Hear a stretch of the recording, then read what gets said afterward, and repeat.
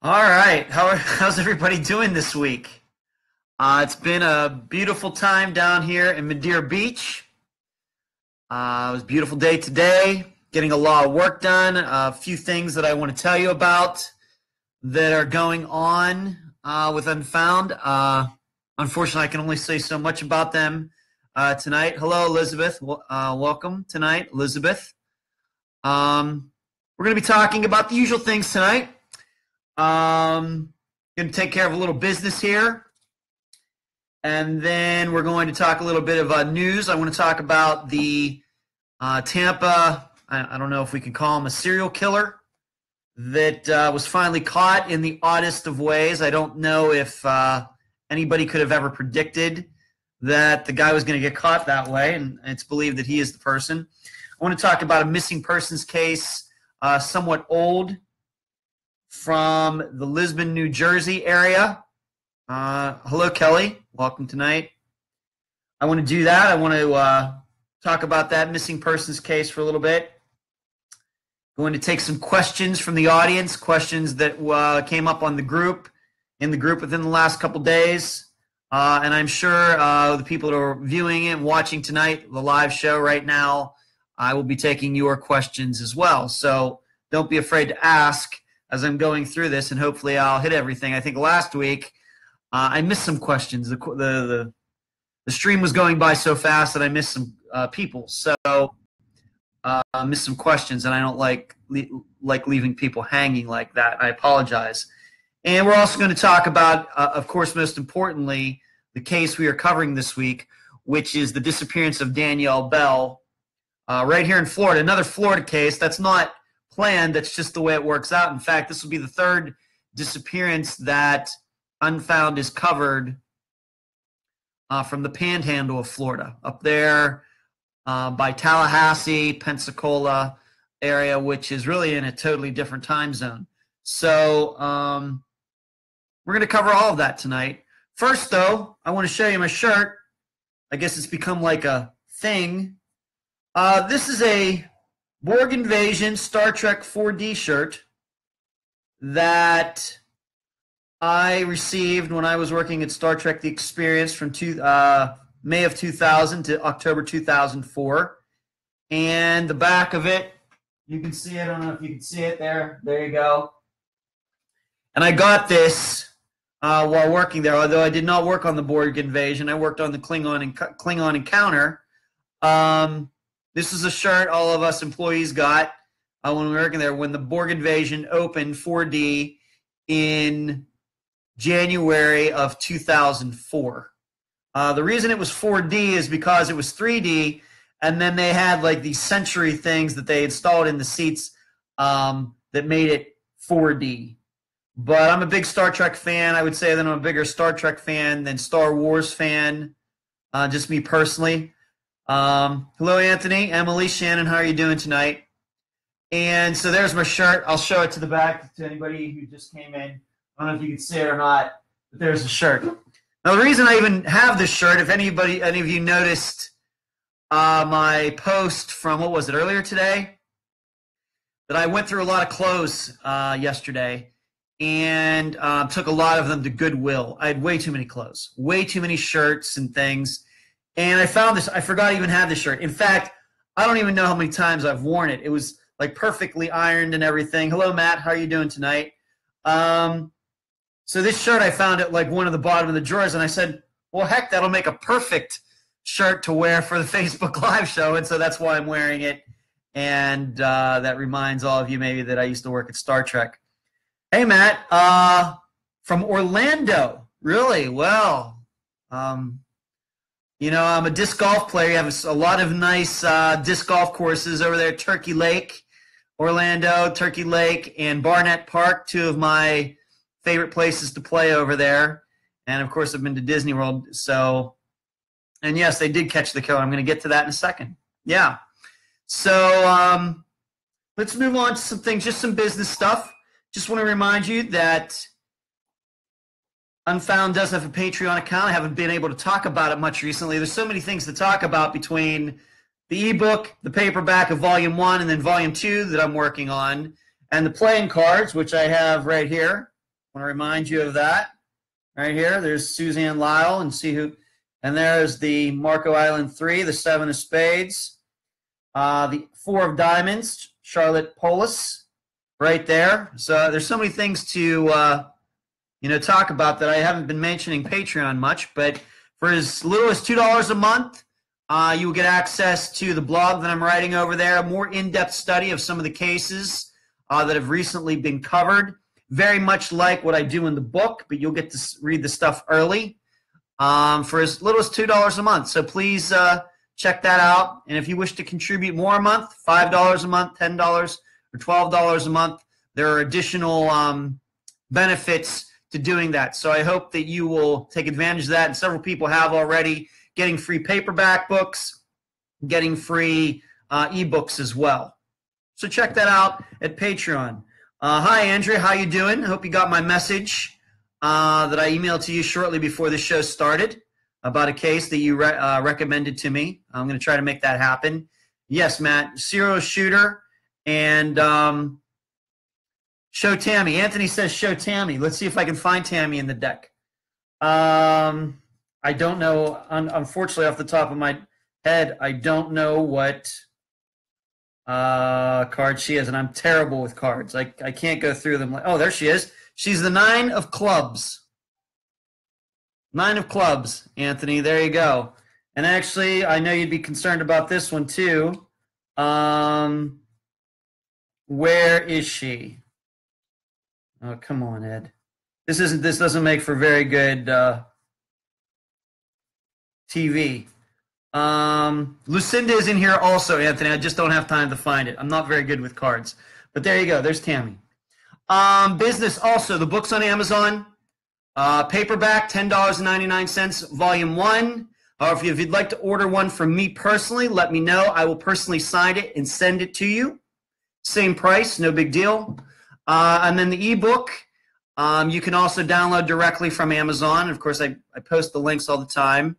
But if you'd also like to get an ebook with my little message from me inside, let me know, and we can take care of that. I can email it to you, and we can take care of that the same way, if that's interesting to you. So please contact me, or just go directly to Amazon if you want to are interested in the books. Volume 2, both the paperback and the ebook, I'm working at it. A lot of phone calls recently, a lot of things going on with the program behind the scenes. Haven't been able to devote as much time. Hopefully this weekend I'll get it finished. Hopefully. Fingers crossed. Fingers crossed. The playing cards, of course, I already pointed them out. And then something else that I haven't been able to talk about is the Stephen Kocher episode. Once again, just so many things going on that I hope that if you haven't done it yet, please go to unfoundpodcast.com. All you need to do is sign in with your email address, and you will be able to listen to the Secret Stephen Kocher episode, my personal experience with that case while I was living in Las Vegas. And I see Matt. Hi, Allison. How you doing? And Mandy, welcome tonight. Matt says, Ed, I will be posting an embed of your Tammy Lynn Leopard podcast on spacecoastdaily.com. Great. Thank you. Thank you. And I hope that Anthony, who was my interview for that episode, who is also in the stream, if you'll see him, maybe you can work something out with Anthony, maybe to link to his blog as well, because he was the guy that got that all started. He was my guest. So, Matt, I would recommend getting in touch with Anthony somehow to also make that happen. Hello, Allison, Mandy. Hey, what's going on? Okay.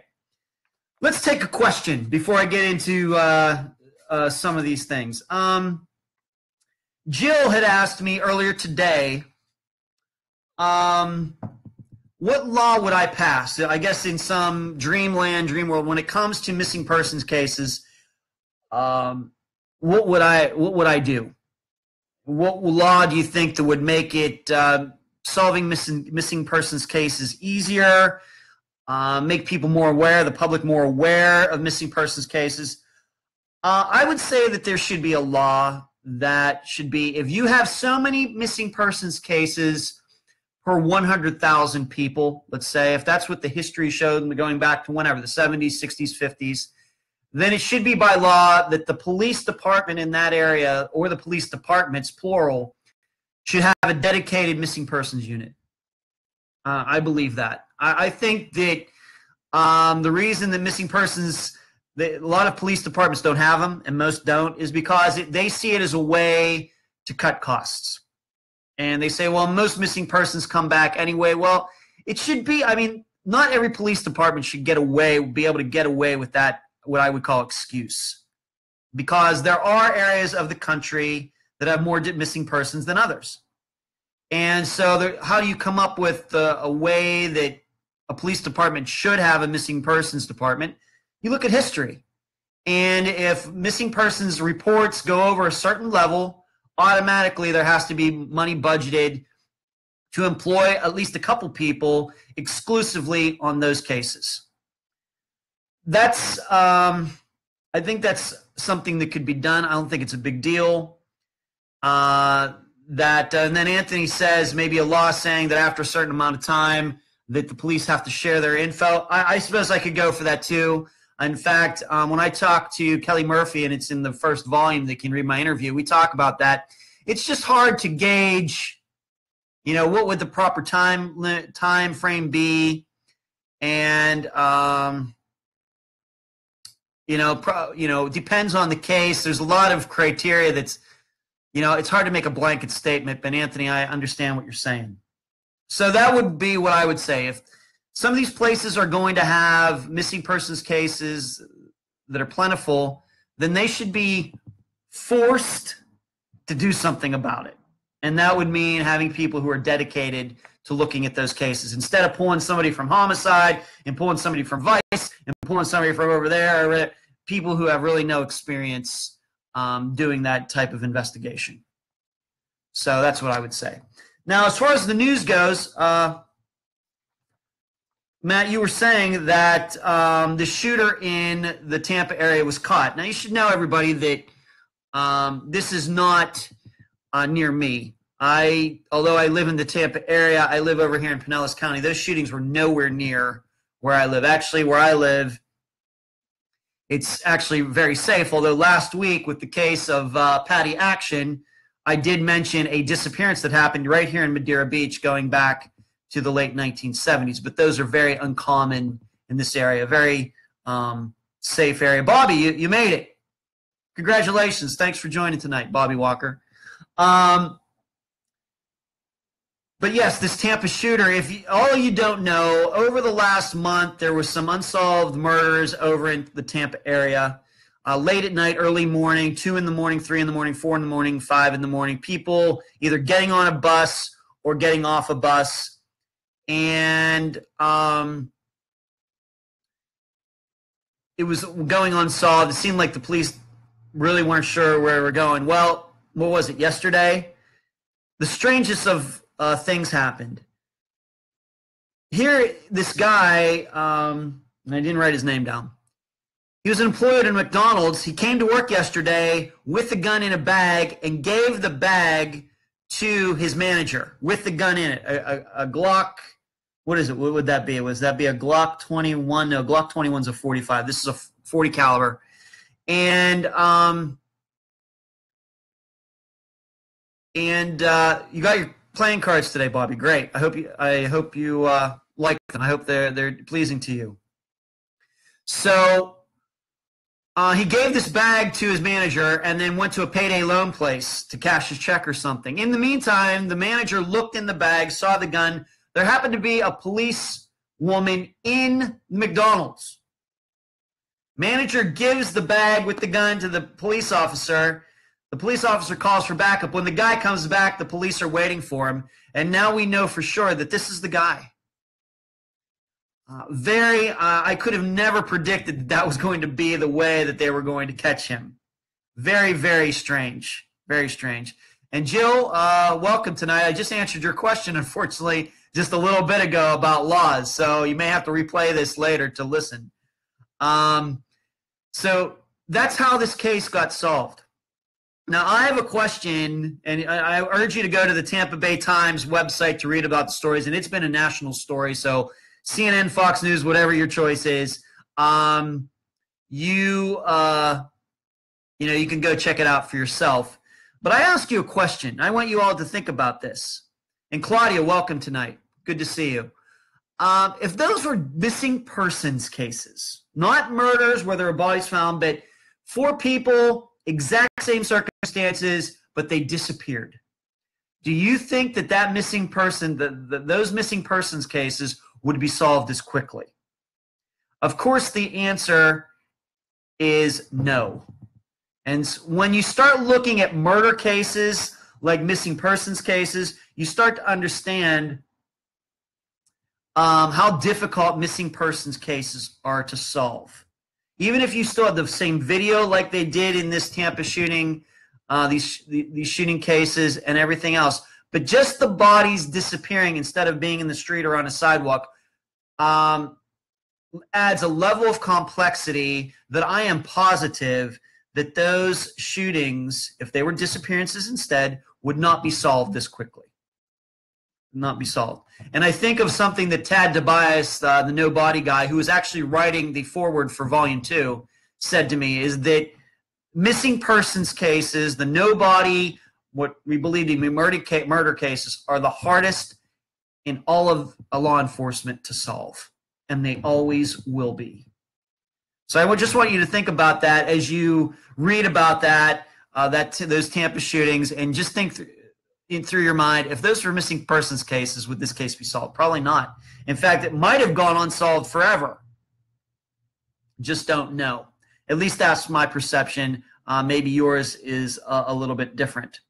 So there's a news item, and I want to announce the contest for this weekend. Last weekend, we had, let me find my paper. I have the paper here. The contest last weekend. Diane won the free Volume 1 paperback by correctly posting a picture from Suzanne Loud's chapter. So she won. Diane won a free Volume 1 paperback. And then DeMay, D-E space May, M-A-Y, won a free Volume 1 ebook, which I emailed her with a special message inside, by posting a picture of Ronnie Russell. Those were the winners from last weekend. This week, for ebook people, you'll be required to post a picture of Yvonne Hubrickson from the Jesse Foster chapter. If you don't know who she is, she was a recruiter for the pimp in Las Vegas that I think recruited Jesse to become a prostitute in Las Vegas. There's a picture of her in the book in the Jesse Foster chapter. You'll be required to post a picture of her to win the free Volume 1 paperback. And then for non-book people, I'll expect you to post a picture of Claudia Wells. And if you are the first to do that, you will win a free Volume 1 ebook. So there you go. A picture of Yvonne Hubrickson for the ebook people, and non-book people, a picture of Claudia Wells. Let's go back to the questions. And Diane asked me, why do people, this is a great question. Wait, let's see here. Matt O'Hearn, last year I took my wife to a place near Madeira Beach, Johns Pass. I know Johns Pass very well. It's behind me about a mile. Going straight back that way, down there about a mile is where Johns Pass is. Very familiar with it. People do fishing down there. There's the drawbridge down there. They take charter boats out of there, Matt. So yeah, I'm very familiar. This is where I live. That's where I live. I live right pretty much at the corner of Gulf Boulevard and 140th Street. So yeah, the beaches are beautiful, Matt. Yeah, they really are. Love them. They get great ratings from all sorts of travel magazines every year. From here, the whole way up around to the Panhandle, up to Pensacola and Panama City and all that. Yes, the beaches are just really unique compared to the beaches on the Atlantic side. Our sand over here is almost white. It's almost like very, very fine. You get over on the Atlantic side, it's kind of tan, brown, a lot more grainy. You're right. Diane had sent me a question. Why do people still go missing with all the technology that we have? And I wrote a response, but I thought that I should also respond during the show tonight. We have to remember something. Although the good guys have access to email and cell phone technology and video cameras, well, the thing is, the bad guys, they know all about that too. And I think it's one of the main reasons that so many disappearances these days. I don't know how common it was 15 years ago, 10 years ago, but now so often, now it seems when people disappear and they have their cell phones, that the cell phones get turned off right away. When we suspect it was some sort of kidnapping, abduction, something like that, the phone goes off very quickly. Why? Because the bad guys know, and bad women. I mean, there's women committing disappearances out there too. The bad people know that the cell phones can be tracked. So right away, they either do one of two things. Either they leave the cell phone somewhere, throw it out right away, or they turn it off. So that's part of it. That's why bad guys continue to get away with crimes, because they know the technology just like we do.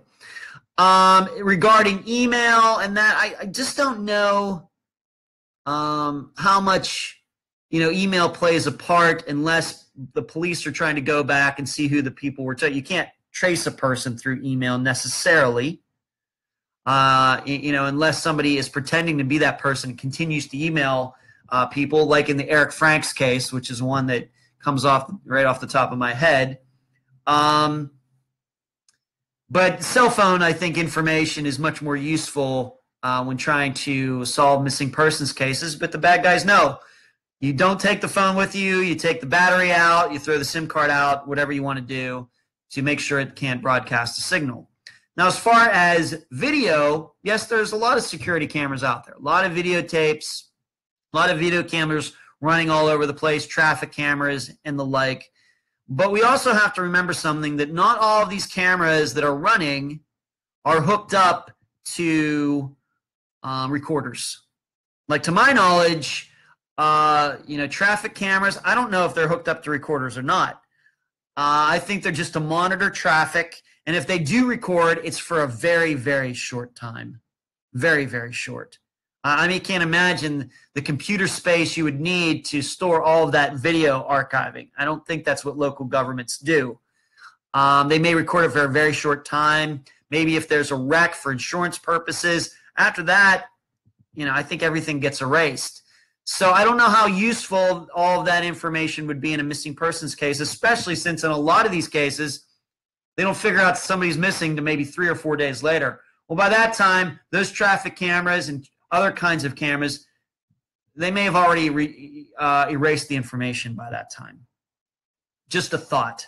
So, when it comes to video camera, I think you have to rely more on, convenience stores or Walmart's, places where they save tapes in case there's shoplifting or something. They have to save it for, court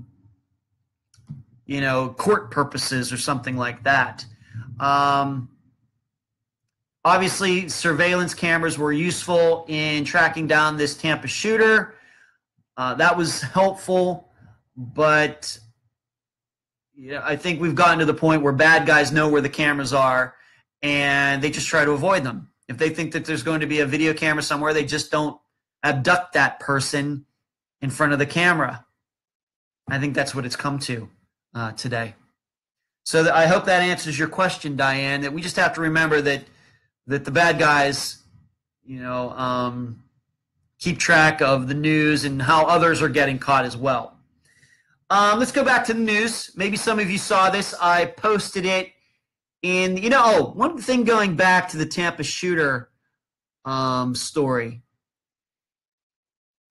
The guy who was the shooter was actually a graduate of St. John's University. St. John's is a fairly prestigious school. Not easy to get into, fairly expensive to go there. I'm familiar with it because I'm from Pennsylvania.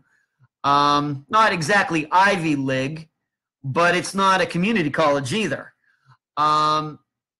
He was a graduate of St. John's University, but he was working at a McDonald's. There's a story there. There's a story there on top of him being the shooter in these murders. There has to be some other thing going on with this guy, that he went to St. John's University, graduated, and was working at McDonald's as just a clerk for whatever they make, $9 an hour. there's something going on there. I'm wondering if this guy had some mental issues that it didn't allow him to get a job that you would usually get. I'm trying to be delicate about this. A job that you would usually get going to St. John's University. I just want to try to, everybody has jobs, and that's great. But I'm not sure how many St. John's University grads end up working at McDonald's. So there has to be some other type of story going on there. The other, Anthony, obviously mental unstable. I'm guessing that might be the case. That's a good a guess as any. Lisbon, New Jersey. Stephen Anderson and David Williams. Right now, the Lisbon police, and I'm guessing they're probably getting help from the state police in New Jersey, are once again looking in Lisbon, New Jersey for 2 boys who disappeared in 1975 from that area. I have no idea why this is happening. I don't know if there was a lead or something popped up. Was there a confession in a jail somewhere? I have no idea. I did not see any of that information anywhere. But they are looking for these 2 kids who, one was 17, the other was 12. They were going to at the time in 1975, the school was called the New Lisbon State School for Retarded Males. That just shows you nobody would ever name a school that today. We're much more sensitive to the words that we use, as we should be. But that's what the school was called back then. It's changed its name since then. But both of these kids had learning disabilities of some type, and they were at this school, and they just vanished. They just vanished. And no sign of them. I don't know if there's ever been any rumors. I'm vaguely familiar with this case, but maybe some of you are more familiar with it. And if you are, I'd love to hear what you have to say about it. So they disappeared way back in 1975, 42 years ago. And now, in the last couple days, they're looking in the woods in the Lisbon area again. Once again, I don't know why. What's interesting is that a few years later, in 1982, another guy, it was a man, not a 17-year-old or 12-year-old, a 46-year-old who was also at the school. I'm guessing he also had some learning disabilities of some type. His name was Kenneth Schweigert. He disappeared from that same school in 1982. I don't know what to make of that. Did these kids run away? Did this guy run away? I don't know. And in fact, there was somebody in the group today who said that there might even be more people, more kids. Okay, Emily. I knew somebody was going to do it, Emily. Emily said, I'm going to read Emily's statement. I worked at McDonald's before I started working at the prison. And I'm not bashing fast food workers, but McDonald's will hire almost anyone. I'm not talking about people with disabilities either. Okay. And hello, Jem. Welcome tonight. Yeah, I'm not here to put down people that work at McDonald's. That's not what I mean. All my saying is he might be the only person who's ever gone to St. John's University that's working at a McDonald's. That's all I'm saying. And that he ends up being the shooter in 4 murders. I'm guessing somewhere in there, some of that is all connected for some reason. That's all I'm saying. And I love McDonald's. I'm not a big fast food guy. Love the corporation. Love that it employs people. I just hope that I came off the right way, because I'm not here to denigrate anybody that works any of those jobs at all. At all. So, I was getting back to what I was saying. In the group, that somebody said that there are even more people than these 3 who disappeared at that school. I think I read that. Forget who wrote that, but somebody said that. And so there might even be more than 3 people who disappeared from the school. So I don't know what's going on there. I don't know. But that's in Lisbon, New Jersey. It's happening right now. I don't know if it's like a 24/7 type of search that's going on even through the night, but it's definitely been going on there the last couple days. The kids' names are Stephen Anderson, David Williams. They are on the charlieproject.org site if you'd like to check that out. Kenneth Schweigert is also listed there if you'd like to check his vitals out, his story. And they disappeared, 2 of them in 1975, and Kenneth disappeared in 1982. So there you go. What we'll take another question. Anybody in the group have any questions for me tonight? I said hi to Jem Jem. Oh, you missed it? No, you didn't miss it, Jem Jem. We got a little time left. No big deal. And once again, you can catch it on YouTube afterwards. No big deal. If anybody has any questions for me in the group, I'll take them. Because I only have a few of them tonight, but I should check. Somebody did ask me a question that I said I was going to answer from the group. And let me check my phone real quick to do that. This is bad TV, Ed. Bad TV. Dee Dee, how you doing tonight? All right. Let's see here. Oh, yes. Claudia, this is a great question. Okay, this is a good one. Claudia asked me, are there any cases you would really like to cover but don't because you can't get enough information or maybe because there is too much information? As I've stated before, there are certain cases that I probably am not going to cover. I would say like Maura Murray, I think that case has gotten plenty of attention. I don't know if I could bring anything new to that case. There's been a podcast devoted to it solely. Of course, the TV show now, on and on and on. If I think that I could bring a different angle, yeah, right, Anthony. Too much information is never, is never a bad thing, of course. But my standard is always, if I don't want to just go over what everybody else has done. If I'm going to do that, then I don't know what my job is to move cases forward. And I just don't know what I'd be able to do with, for example, once again, Maura Murray is just one of the cases that pops to my head. Another one maybe is Jennifer Kessie. Although I will tell you honestly that there is a case that has been covered by many podcasts that I want to cover. And in fact, I'm trying to lend help to somebody who is actually going to be covering the case. I won't be doing it, but I've offered up my services to help this other person cover it. That's about all I can go into regarding that at this point. So I may play a role in a case that's has a lot of information out there already, but it will not be a case that's covered on Unfound. There's going to be another show, I think, that's going to cover it, and I'm going to help this person out in any way I can. Emily, out of the case you've done, what percentage do you think will actually be solved? Well, let me answer this question from Claudia first, and then we're going to get to some of these questions. Thank you, Emily, Jill, Mandy, deeply appreciated. There is a case, and I would urge all of you, once the show is done, to go to charlieproject.org. It is a case that if I had more time on my hands, because this is going to take real leather shoe work, because there's not a lot of information on it. This is not a case you're going to dig up a lot of information on the internet. You're going to actually have to go to that place and start banging on doors, knocking on doors, getting into archives.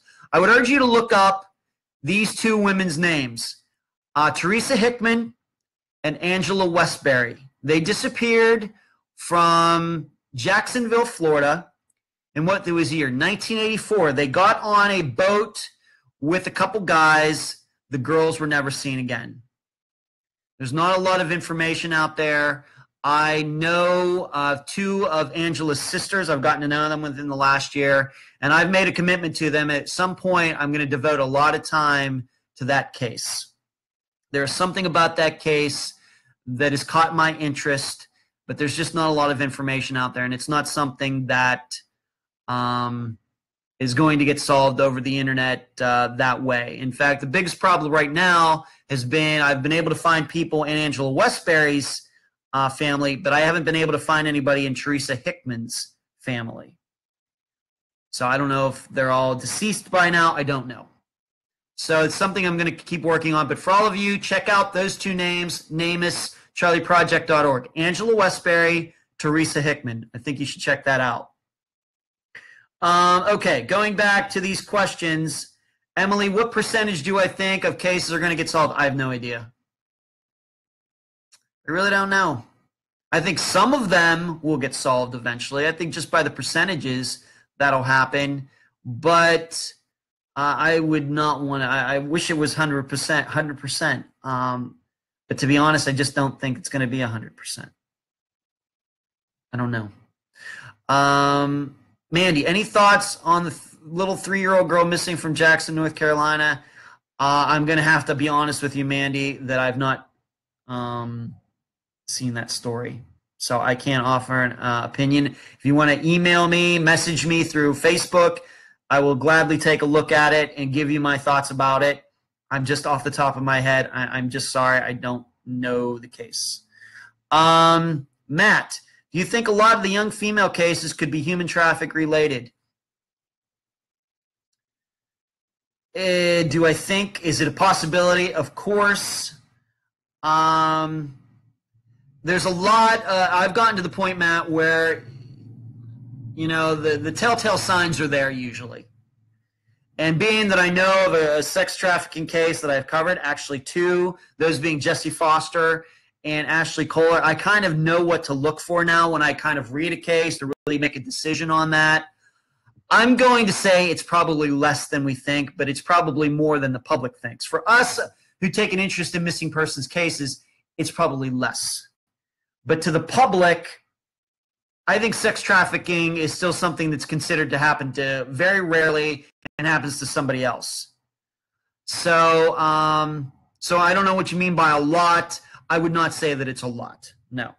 So the answer would be no to that. But it does happen, and it's just that I try to keep my eye out for the signs for something like that. Matt, state is known for an awful underground. Florida, yes, it is. And Emily, yes, Emily has worked with me a little bit on Angela Westbury and Teresa Hickman's, and she's saying that she's tried to find the other person's family, haven't found anything. Emily, you're right. I know.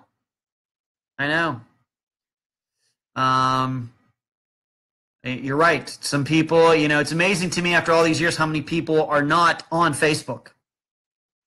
You know, you think that Facebook has millions and millions of people. Yes, it does, but there are even more people who aren't on it at all, and a lot of them are in the United States. I'm not talking about third world countries or places or North Korea. I'm talking about right here in the United States. Just a lot of people just don't use it. I know a lot of like my high school classmates, people I went to college with, not on there at all. So it's tough. You have to do it the old-fashioned way, you know, use ussearch.com and some other websites or do something like that. Matt once again says, Parker and Kessie scream trafficking to me. You know, I'm going to have to disagree with you on both of those cases. It's pretty clear to me. I think I know what Parker case you're talking about. I think that was is this the case where they were going to be on the People's Court? Is that the case, Nicole Parker? Is that the case I'm thinking of, Matt? Please remind me of that. But Jennifer Kessie, I'm still convinced that she was made to disappear by another guy, not her fiance, but some other guy that she worked with who I believe she was having in a relationship on the side. And I'll go on the record on that right now. That's what I think. I don't think that Jennifer Kessie was trafficked at all. I don't think. I'm one of the few people in the minority. I actually think she disappeared the night before. I don't believe that she disappeared on Tuesday morning. I believe that she disappeared on Monday night. And I know that flies in the face of what her parents say, which is one more reason I'm sure they'll never come and do an interview with me. It's just the way things work out sometimes. Just an opinion, you know, if I knew what happened in both those cases, we could just go solve the case tonight. Just an opinion. Cheryl had asked me today, and I responded to her at length, but I want to do it, and I want to put this on the record here as well. Cheryl says that, you know, it'd be nice if I could have more minority cases on the program on Unfound. I totally agree with her. You know, nobody is more aware of the demographics of the people who I've covered on the show than I am. And you go through the list, and frankly, it's mostly white people. That, I can assure you, is not the plan. I would absolutely love for the cases that Unfound covers to represent the percentages of the United States or Canada or wherever else. So I think that African Americans make up 12% of the population. Yes, I would love 10 to 20% of the cases that Unfound covers to be minorities of whatever race or ethnicity. I am limited, and the people who help me out are limited by the responses that we get back. And Emily, if you see her she is a person who helps me and does a fantastic job, and you know that I've mentioned her on the show before. She can tell you more than anybody else how many people don't read the emails that we send. Messages that never get read, never get looked at.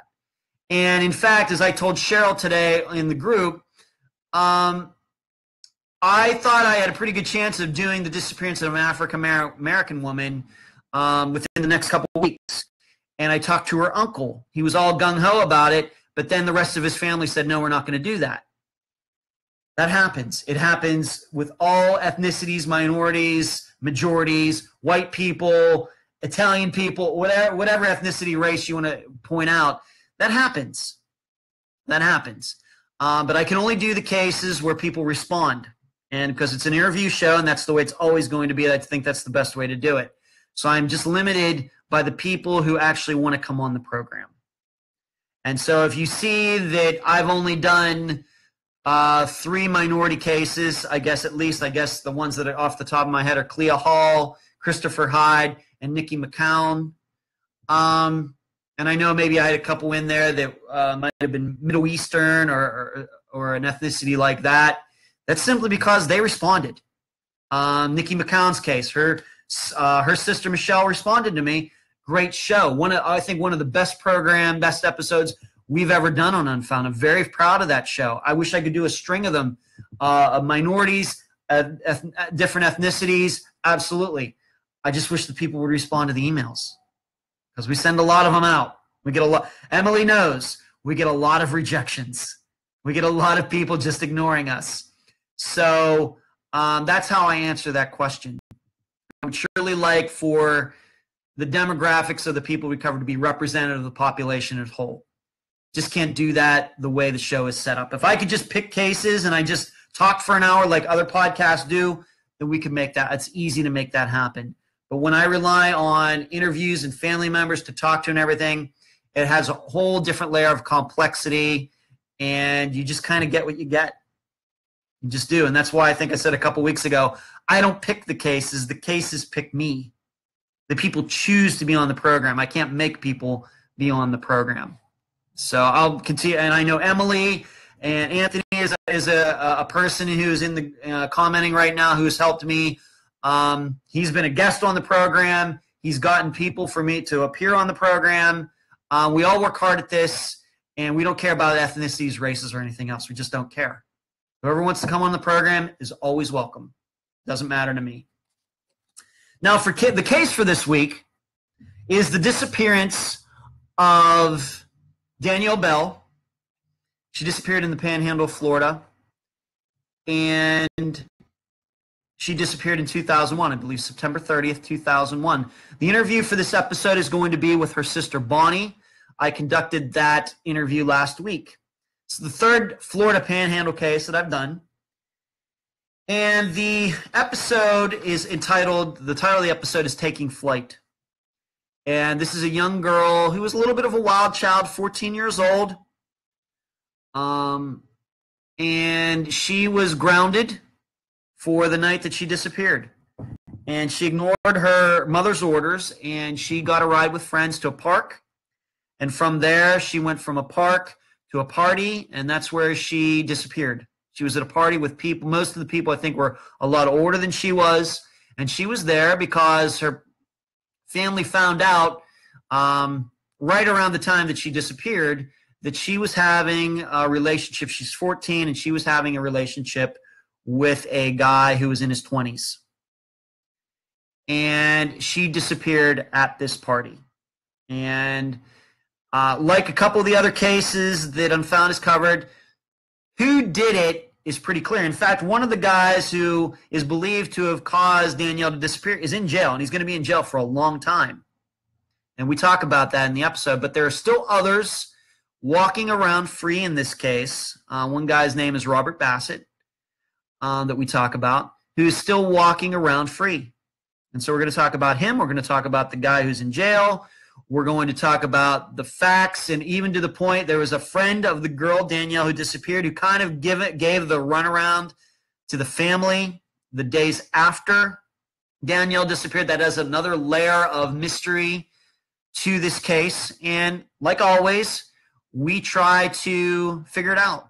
We try to figure out what happened. Even though we know probably one of the perpetrators are in jail, you know, what's it going to take for one of these people to come forward? What's it going to take for one of them to roll on the others? And we discussed that in this week's case. And the reason it's called Taking Flight is because Danielle Bell, it seems, was a girl who didn't want to be tied down. You know, we think about the word grounded. We think of maybe pilots who can't get up in the air because there's too much snow. If your flight gets canceled, the flight is grounded. We talk about staying grounded as a person, being humble, being modest, not being arrogant. And then we also use the word grounded as a punishment. And the fact is that Danielle Bell didn't want to be grounded. She wanted to get out. She wanted to have a good time. And she was not, I guess, not going to let her mother, who told her to stay home, get in the way of that. So, and it might have had very serious consequences for her. So the case is the disappearance of Danielle Bell. Any other questions? We've gone about 45 minutes longer. I think this is the longest program yet. Any other questions in the group before we sign off for tonight? I thank you all for joining us. Seeing Anthony, Matt, Emily. I know Jem is in there. I don't know if I can. I don't even know if I can. Can I scroll up and see who else is? I don't even know how to do that. But anything else? I see some people are still watching. I think that's it. Oh, I should mention something else before I go. This is still can't make the announcement of what's going on with the program, but I had something happen this week where, although I could not attend to the meeting, a person who is very close to me, who I've known for several years, and we worked together before, represented me and Unfound at a meeting in LA. And you can take that for whatever it's worth. A lot of these meetings are happening and go nowhere, but it's a opportunity that I'm going to think about. I'm going to roll it around in my head. And but there was a meeting that was held a couple days ago in which Unfound was the topic, and it was about possibly putting some kind of project together. And that's all I really can say about it at this time. So these things are happening, and I think this is going to be happening even more into 2018, especially considering Unfound is going to have a much higher profile within a very short time. It's once again something I can't talk about yet. Unfortunately, I wish I could. But when that all happens, all of you are going to know about it first.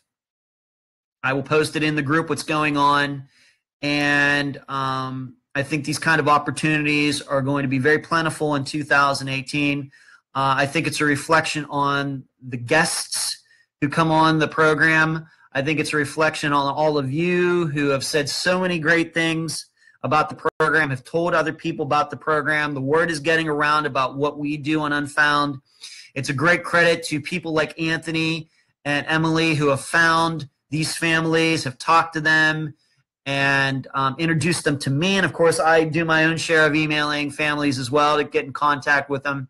It's a feather in the cap to everybody who has been on the program as a guest, has listened to the program, is at the microphone like I am, and the people behind the scenes that these opportunities are popping up. And I wanted you to know that I hope to include all of you in it. I want to keep you apprised of what's going on, and I want your input on it. I want your opinions about the directions that Unfound is going to have an opportunity to go. I'm going to run a lot of things by you as things happen, because I trust your opinions. And I know you're invested in all of this just like I am, because you want these cases to be solved. You want these families to get the proper attention, media attention. You want them to be able to raise money and everything else. So your opinions are going to be very important as this all moves forward.